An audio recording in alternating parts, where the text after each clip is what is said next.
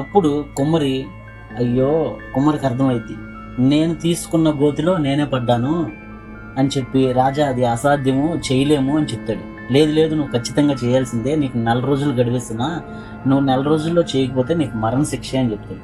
కుమ్మరి వెళ్ళి తయారు చేస్తాడు, కానీ అది అసాధ్యం. ఏనుగు కాలు తగలంగానే పగిలిపోతుంది. 4 రోజులు గడువైపోయిద్ది.